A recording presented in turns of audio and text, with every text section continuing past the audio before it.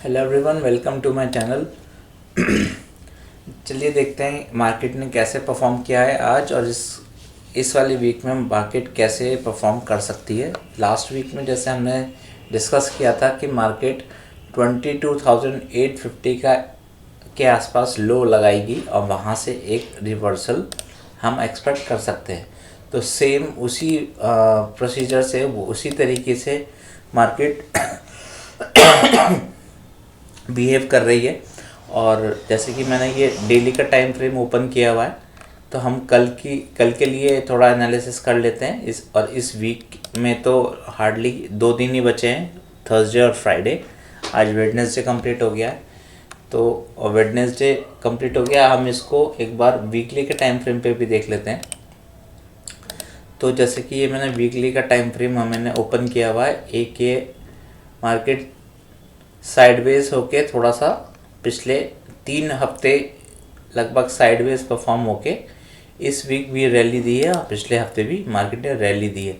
तो ये जो लो लगा था हमारा पिछले वीक में, ये लो लगा था 786 का, 787, 22,800 के आसपास हमारा एक लो लगा है। उसके बाद मार्केट ने ऊपर की तरफ मूव करना स्टार्ट किया।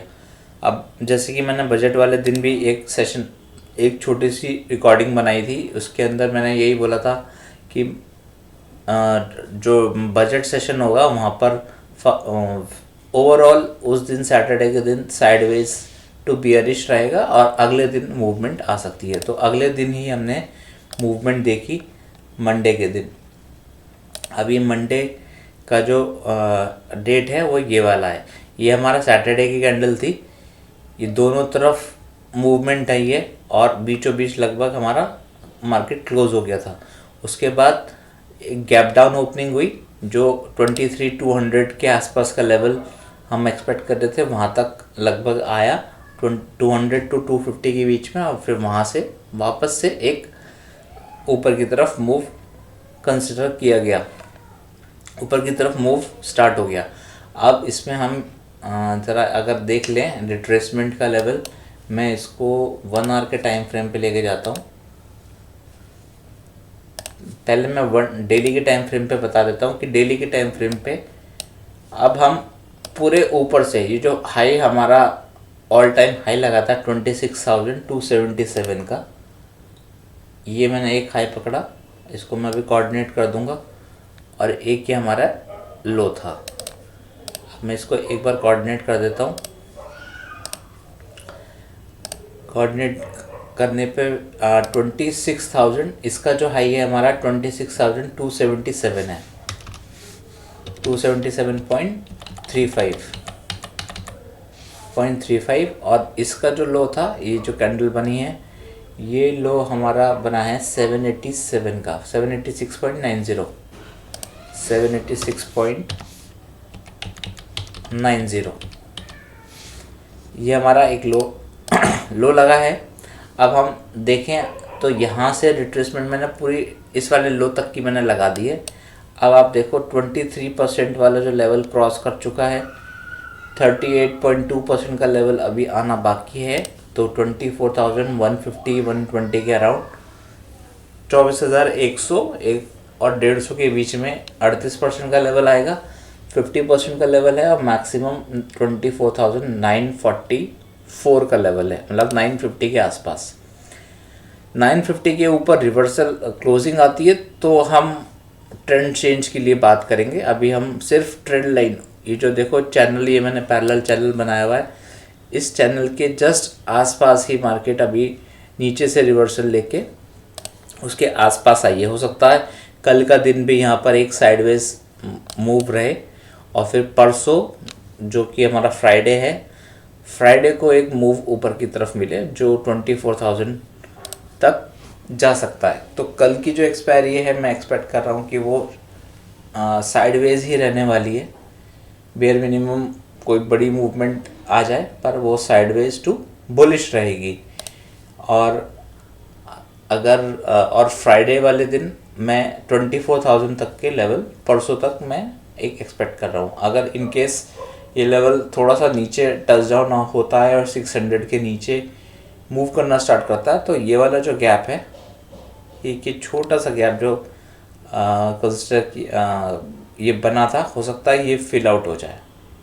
तो 375 और इसका जो लो है 430 का 425, मतलब ये जो 50 पॉइंट का जो गैप था ये हो सकता है ये फिल हो जाए, उसके बाद मूवमेंट आए।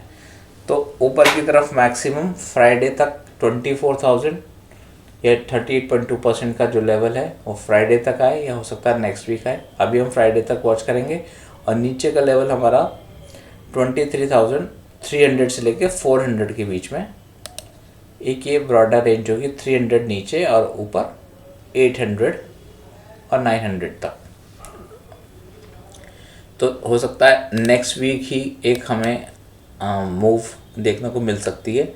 इसको हम छोटे टाइम फ्रेम पे अगर लेके जाएं, जो मैं 15 मिनट्स का टाइम फ्रेम एक डिस्कस कर रहा था, उसके अंदर मैंने ये बताया था कि यहाँ से एक फर्स्ट वेव कंप्लीट हुई, सेकंड कंप्लीट हुई, थर्ड, फोर्थ और फिफ्थ वेव यहाँ पर कंप्लीट हुई थी, जो कि हमारा बजट वाला दिन था 11:15 के आसपास।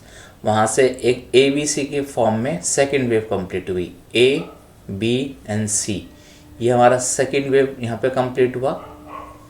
इसके बाद हमारी ये थर्ड वेव स्टार्ट हुई है। थर्ड वेव में भी 5 मूव्स हम पकड़ रहे हैं। 5 मूव्स कैसे पकड़ रहे हैं? 1, 2, 3 और ये 4th मूव हमारा चल रहा है। तो एक 5th मूव ऊपर पेंडिंग है। तो 5th मूव हमारा ओवरऑल अगर 850 के ऊपर हमारा मूव होना शुरू होता है, 850, 900 के आसपास, तो ये लगभग 24,000 के आसपास हमारा लास्ट मूव कंप्लीट होगा, जो हमारा थर्ड वेव होगा 15 मिनट के टाइम फ्रेम पे। अभी 15 मिनट के टाइम फ्रेम पे क्या है, यहाँ से हम 1 कंसिडर कर रहे हैं इसको, 2, 3, 4, 5। तो ये पूरी एक फर्स्ट वेव कंप्लीट हुई, ये सेकेंड वेव कंप्लीट हुई इसी के रिस्पेक्ट में, जो कि अगर मैं यहाँ से यहाँ तक का रिट्रेसमेंट आप लगाओगे तो ये 38.2%, 50% के आसपास एक रिट्रेस हुआ है।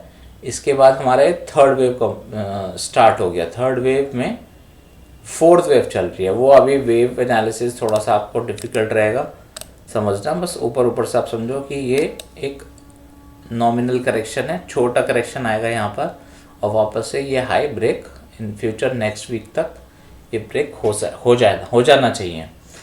तो मैक्सिमम जैसे मैंने बताया 24,200 तक मैक्सिमम नेक्स्ट वीक में लेवल्स आ सकते हैं। अब अभी फ्राइडे तक तो 24,000 में मैक्सिमम पकड़ रहा हूँ, मैक्सिमम देख रहा हूँ, और नीचे की तरफ 23,300 to 400 के बीच में। और अगर हम बैंक निफ्टी की बात करें तो बैंक निफ्टी में थोड़ा सा डिफरेंट है। बैंक निफ्टी के अंदर यहाँ से एक सेकेंड मैं इसको एक बार डेली के टाइम फ्रेम पे लेके जाता हूँ। तो बैंक निफ्टी के अंदर यहाँ से जो रिट्रेसमेंट मैंने यहाँ तक लगाई हुई है, इसको मैं इसका बाउंस 38.28% तक आ चुका है। ये देखो बैंक निफ्टी ऑलरेडी 38.2% का बाउंस ले चुकी है। निफ्टी में अभी पेंडिंग है। निफ्टी में 24,150 के अराउंड एक मूव आएगी, वो पेंडिंग है। हो सकता है ये मूव और ऊपर कंसिडर की जाए और 61.8% मैक्सिमम रहेगा।